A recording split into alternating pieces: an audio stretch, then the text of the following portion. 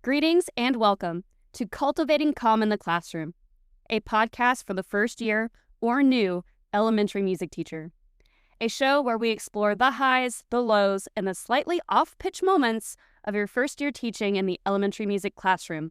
I'm your host, Chris, your guide, cheerleader, and fellow lover of all things musical. This is episode 1.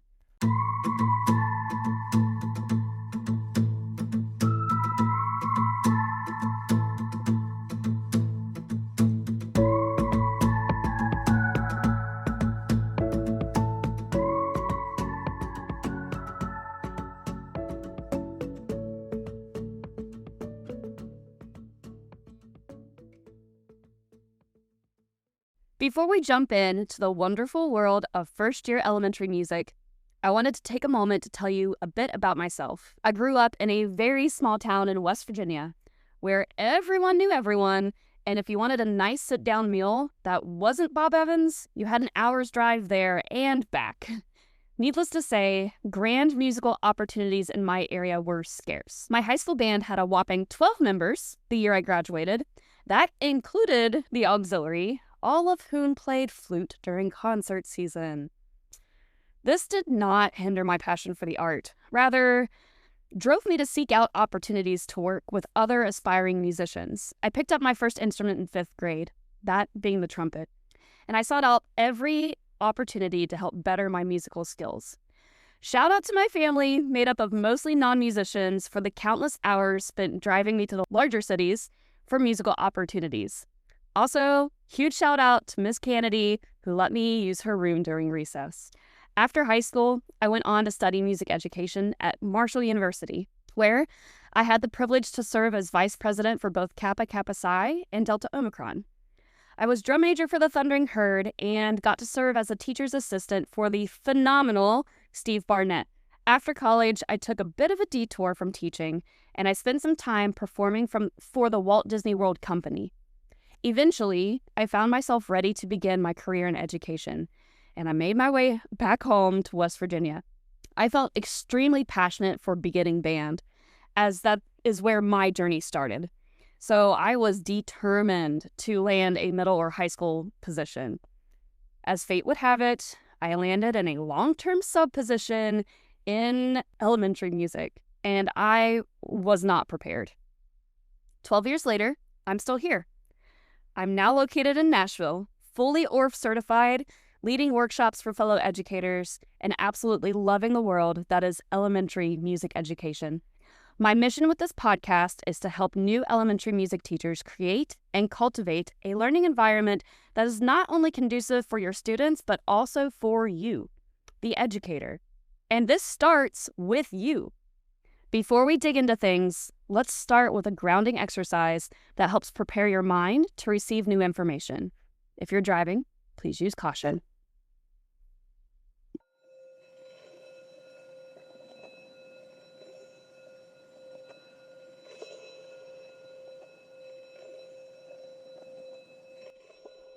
I call this grounding breathwork.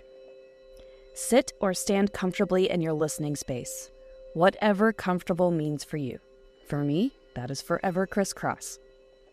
Without letting your shoulders rise, take a deep breath in for 4 counts, hold for 4 counts, and exhale for 4 counts. Let's take this tempo.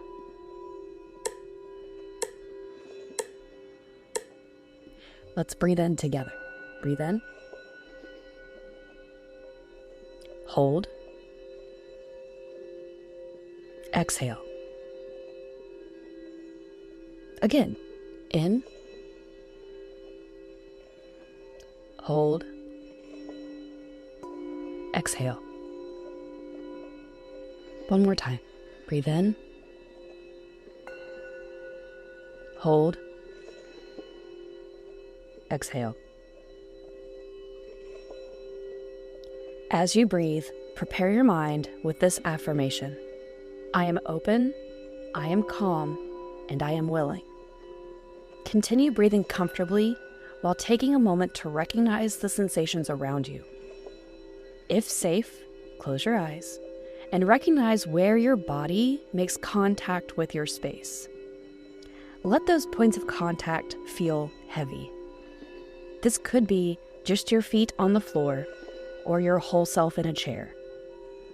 Letting those points of contact feel heavy, take a moment here, as long as you'd like, to just breathe.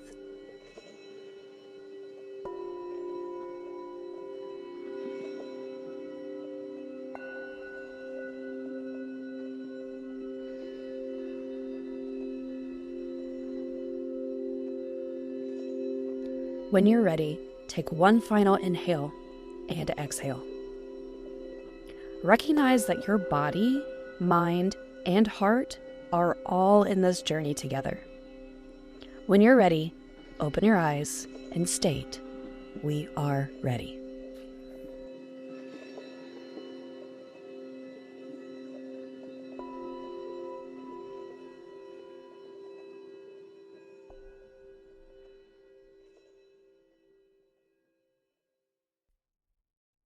Now that we are grounded, I can say, congratulations, you've done the thing. There is a lot here. You've completed your student teaching, you've passed your praxis with flying colors, you've raised glasses to graduation, you've obtained your background check, you've been fingerprinted, you bedazzled your resume, and applied to all things music related in the education realm. Go you. Now, if you're like me, and many other newly grads coming out of music education, you've got your eye on your dream job. For me, that was the ever-coveted high school director's position. For you, that might be something different. You've spent plenty of your summer hours preparing for the job you plan to land. For me, I even had my rep lined up for our first concert. You're ahead of the game, and now we wait. The waiting game is strong while seeking positions, especially if you're seeking positions in the public education system. There's a lot of I's to dot and T's to cross. Last-minute transfers, announcements of retirement, the list goes on. And you are really perfecting your skills in patience. At this point, August is quickly approaching, and anxiety begins to build while we're waiting for that call. Which comes.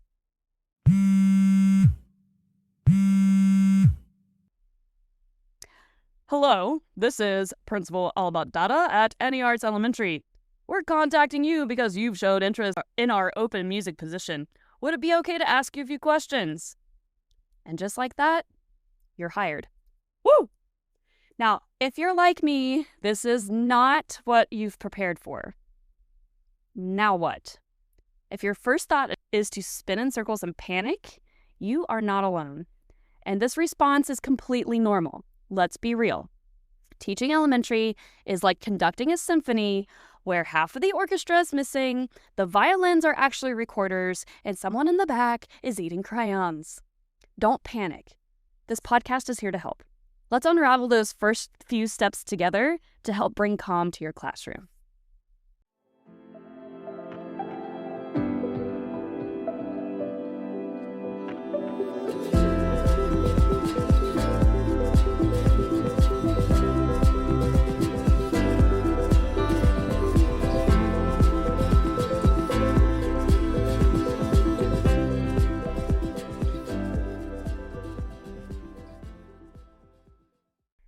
Take a moment to think back on your student teaching experience. What did the beginning of the school year look like? How did your host teacher implement their practices? What activities took place on those first few days? Hold, please. We can't recall any of that. Likely because you did your student teaching mid-semester. Cue more panic. So, what can we do? Start by getting your eyes on your classroom as soon as you can. This will help you begin to prepare yourself and your space for your students. Let's make your space learnable. I spell learnable Learn-able. What is learnable? A learnable music classroom is a space intentionally designed to foster student engagement, musical exploration, and instructional efficiency. That part is for you. For a first-year teacher, this means creating an environment that is physically, mentally, and emotionally ready for your students and you as the educator to thrive. How can you make your space you have comfortable for you, your students, and your style of teaching? Let's talk through some of those first steps together. Step 1, get eyes on your classroom. This can help you mentally prepare for the physical prep work ahead. Step 2, identify your strengths in teaching. Where do you shine when presenting musical curriculum? Sticking to those strengths in the first few weeks will help you gain confidence. Step 3, make connections. Connect with your fellow educators in your district and online. Ask all the questions. Learning procedures that work for others can be a great starting point for your classroom. Step 4, take inventory. What do you have to work with? Is your classroom equipped with class sets of instruments? Does your classroom have flexible seating options? If you have a performance space, do you have risers? The list goes on. And step 5, create your learnable space.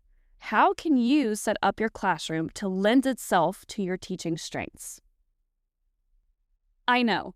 At this point, we might begin to feel a bit overwhelmed. Here is where we say, stop, stretch. This is a brain break that you can use with your students that can also benefit you as an educator. If you're able, find a space where you have room to move. Stretch your arms as far as you can to your sides and hold for 8 counts. 8, 7, 6, 5, 4, 3, 2, 1. As far as you can, take your hands and reach towards the floor. For 8, 7, 6, 5, 4, 3, 2, 1. Now you're going to take your back and roll all the way to standing, but think of your vertebrae as stacking them one right on top of the other and take all 8 counts to get there. For 8, 7, 6, 5, 4, 3, 2, 1. Next are shoulder rolls for 8, 7, 6, 5, 4, 3, 2, 1. Now to your elbows for 8, 7, 6, 5, 4, 3, 2, 1. And your wrists for 8, 7, 6, 5, 4, 3, 2, 1. And lastly, your head. But take your ear for half circles. Take your ear to your shoulder. Roll forward so your opposite ear meets your opposite shoulder. For 8, 7, 6, 5, 4, 3, 2, 1. Repeat this process as many times that feels good for you, and then end with an inhale and an exhale. Settling back into our listening space. Feel better? If your answer is yes, that's how your students are going to feel too. This is a great break to use at any moment during instruction or rehearsal when you notice things aren't quite sticking or your students have lost focus. You, as the instructor, can shout, "Stop, stretch."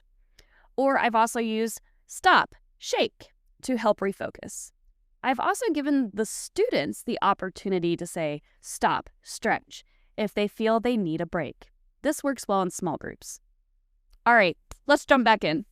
Step 1, getting eyes on your classroom.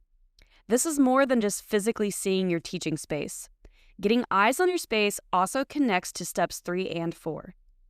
This step will typically take place during summer hours, once the waxing of the floors has been complete. Yeah, that's a thing. Take this time not only to get eyes on where you will be teaching, but also introducing yourself to your classroom neighbors and folks around the building. Pro tip, you'll want to be best friends with your bookkeeper and custodians. Step 2, identify your strengths in teaching. Here is where we take pause. Reflect on your strengths during your student teaching. If it helps, make a list. a word cloud, a pie chart, any visual that works for you. What did you feel most confident about during your elementary placement? Did you shine while creating with movement? Or do you have rock and awesome piano skills? Identify those skills that make you feel really comfortable. Step 3, make connections. We touched on this a bit in step 1. Simply being present in the building before students arrive for the school year can make a huge impact on your first impressions with coworkers and your admin. While these connections are extremely important, you'll also find that many of these teachers will go out of their way to help a newcomer. It's still not quite the same as being in a classroom with fellow musicians, but it's still really helpful. If you happen to work in a district that is blessed with a visual and performing arts department, reach out to those people in those positions. This could be coaches or directors. Introduce yourself. Let them know that you're new and excited for the upcoming school year. You might be surprised of the connections you'll make just by reaching out. Find your people. If your district offers music-specific professional development, go to them. This is a great way to connect to other music educators in your district. And lastly, the medias. We are so fortunate to be teaching in a time where thoughts, ideas, and activities for the music classroom can be easily shared. Join the Facebook groups, follow the folks on TikTok, scroll on the Instagram. There are amazing educators posting their hard work every day. I'll be including a few of my favorites in the show notes to help you get started. Step 4, take inventory. Examine what your space has in place and ready to use. This can also give you an idea of what students might have been experiencing previously in the music classroom. This is good to know because they will come in with previous expectations, especially the older students. If you notice a lack of movement manipulatives or a lack of instruments, students might not have been getting to explore those types of activities. Going back to step 2, take a look at your visual representation of your teaching strengths. Ask yourself, does my classroom have what I need to create lessons using my strengths? If the answer to that is yes, then awesome. If not, start to ponder on ways to incorporate your strengths with what you do have. Create a list of wants and needs for your classroom. More than likely, your school has some funds set aside for you to use for your room. Remember, your best friend is now the bookkeeper. Take that list of wants and needs to your bestie or person in charge of ordering. They can help walk you through what the ordering process looks like for your district. Completing this step sooner rather than later will help you get what you need and aid you in setting up for success. Step 5, create your learnable space. Here's where the physical work comes into play, getting your classroom ready to receive students. Take one more look at the work you did in step 2. Examine those strengths you've identified and start to brainstorm on how to implement those into your classroom. Don't forget, you've made connections. Ask them for ideas. Are you a strong movement-based teacher? If that's the case, you may want to consider removing as many obstacles as possible. This would include desks, chairs, and finding alternative storage for those instruments. Or do you work well in a more traditional setting? Traditional in the context meaning like an ensemble or a seating chart, that sort of arrangement. The important thing here is that you are comfortable. Have you left enough space for you to maneuver around the room safely and comfortably? Do you feel good in the space? If it feels uncomfortable to you, good chance is it will for students too. This step takes time. Use your time wisely and ask for help when you need it. Many hands make light work. Another important thing to keep in mind is that whatever you decide is not permanent. If you find something doesn't work, change it. After all, just like music, your space can be ever-evolving, fit student and teacher needs. I typically do something a little different every year, even if it's a small change. In my 12 years, my space has gone from using a traditional student desk and chairs to risers, and currently floor dots. I used chairs in a U shape in my early years of teaching, eventually getting tired of students falling out of their chairs and the constant straightening of the seats. I transitioned to using risers. This was a simple 3-tier setup that proved to be extremely useful when preparing students for the stage. Currently, my students use floor space, sitting campfire style, in a couple of different formations. Formation 1 is a circle labeled with purple dots. Formation 2 is a scattered position labeled with green dots. I do incorporate the use of wooden boxes and stools for my students that might have a hard time navigating the floor space. This might be the same for you. Creating a space that is not only learnable for your students, but also for you. I had the realization with my first student teacher that my space was not necessarily easy for any educator to navigate. My 5'1" stature has no problem sitting in tight spaces. My piano, for example, is as close to the wall as possible. My student teacher, standing at 6'4", however, needed a bit more space. Make sure the space is comfortable for you. What I can definitively say is please allow some space for movement. These kiddos want and need to wiggle. They need to dance. A dance break is inevitable. That is a whole lot to tackle. And students haven't even arrived. But don't worry about that just yet. Be in your space, identify your strengths, make those connections, and create your space. Let's conclude with one more exercise. This should help identify your personal intentions for your space.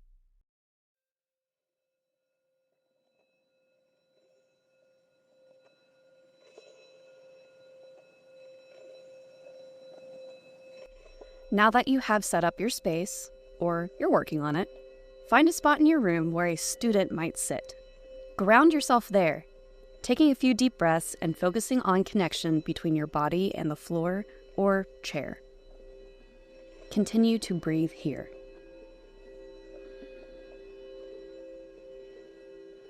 Ask yourself, how do I feel in this space? Then, how do I want my students to feel in this space? Does anything need to change to achieve that feeling? Next, choose 3 words that represent your teaching approach. Joyful, structured, engaging. Take one final focused breath with a full exhale. Take those 3 words, say them out loud, or write them down where you can see them as a reminder.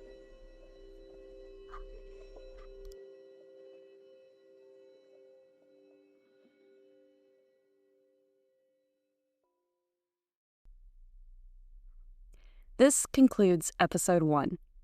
Thank you for listening. If you liked what you heard here, please like and subscribe. Until next time.